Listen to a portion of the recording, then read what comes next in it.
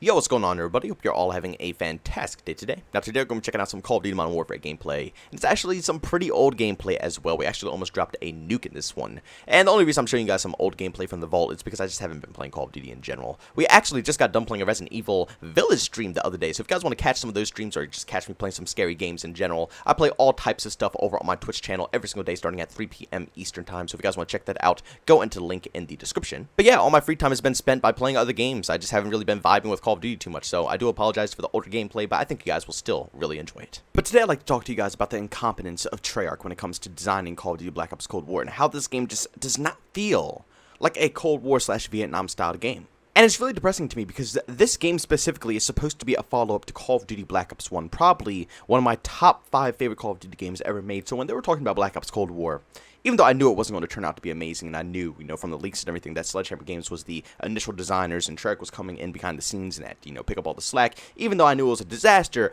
I was still hoping, partially in the back of my mind, I was hoping that I could get at least a semi-Vietnam style game. But there's not a single thing about that game that gives me any type of vibe from that time period. Honestly, Black Ops Cold War kind of reminds me a little bit more of Battlefield Hardline. It seems more like a cops and crooks style game when you look at it from the outside. If you never play the campaign, if you don't touch it and you don't look at who the operators are, the backstory behind each one's, you would not think that they're from the Cold War time period. You would not think that any of them were in the Vietnam War. You just simply would not. But like I said, if you do play the campaign, then yeah, you will understand who they are, what they play like. You would understand the backstory of the whole campaign, and you would understand each and every one of those individuals and what purpose they served when it came to playing in the campaign. But not everybody starts off with campaign when it comes to Call of Duty games. I would say personally, the mass majority of the community always pushes straight over to the multiplayer side. And you can't criticize those players. You can't expect them to completely understand the backstory of this whole game, even though they don't want to play campaign. They're not obligated to go ahead and play that, and it was never necessary in the past for any other Call of Duty game to have to play the campaign to understand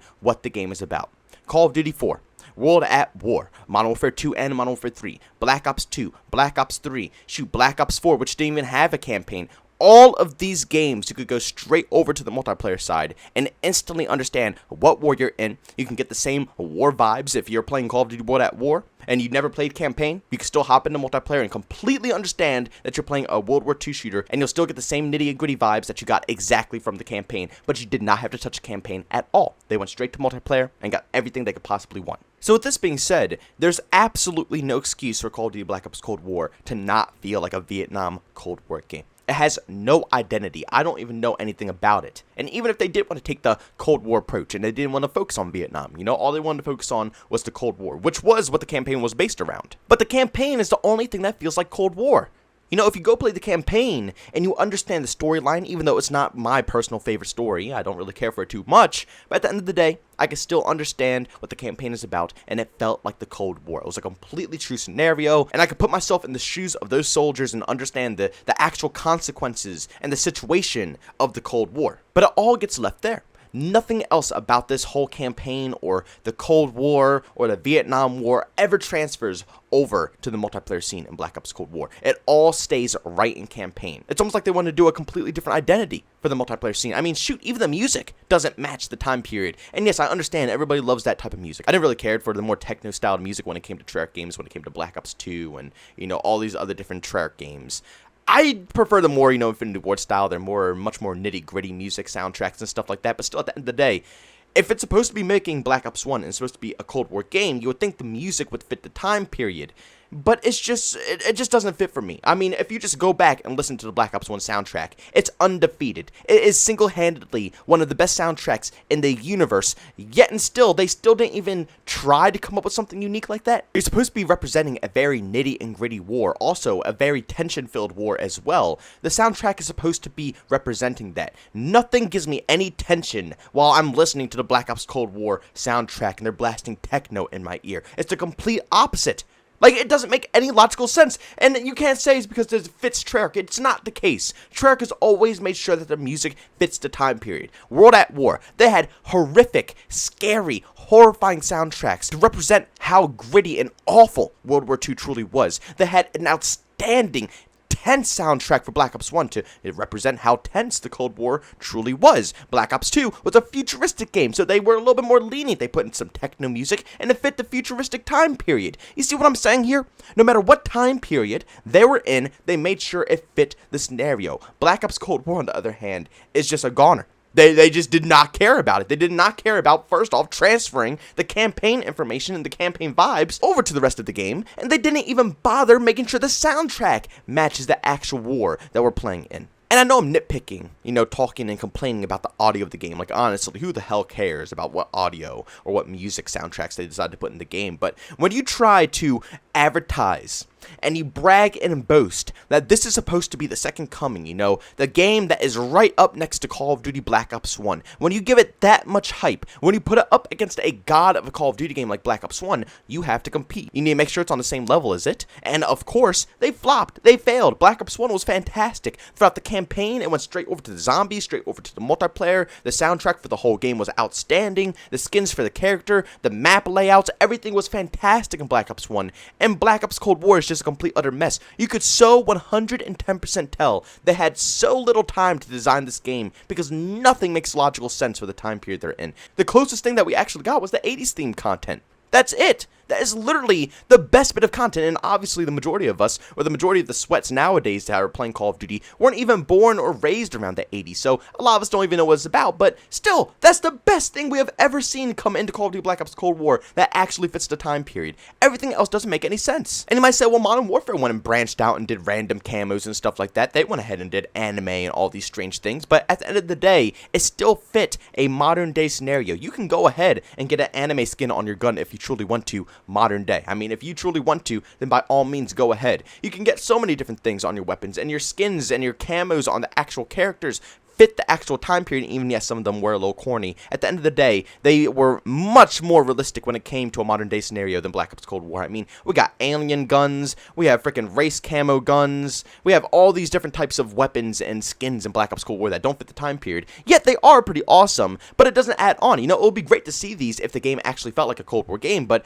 it does not help the case. The game already doesn't feel like Cold War. It doesn't help to have, an alien blueprint on my M16. It's pretty badass, I'm not gonna lie, but again, it does not help the case. And on top of all of that, the map design, some of the most important things in the whole game to make sure you understand what time period you're in, what war you are fighting, are the maps. And none of the base maps give me any vibes from the Cold War. Some of them might have, maybe some Moscow or something of that sort, but the majority of these maps were completely pointless.